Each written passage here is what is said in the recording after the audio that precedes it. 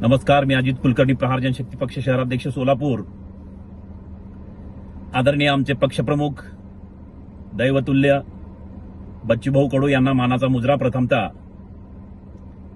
जेणेकरून लोकसभेमध्ये, अमरावती लोकसभेमध्ये राणांच्या विरोधात उमेदवारी दिल्याबद्दल प्रथमतः बच्चूभाऊंचं अभिनंदन.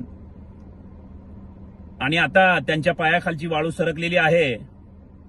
हरामखोर रवी राणा जो म्हणत आहे बच्चूभाऊंना, बच्चूभाऊ असे तसे, अरे बच्चूभाऊंच्या पायाची सर सुद्धा तुला येणार नाही.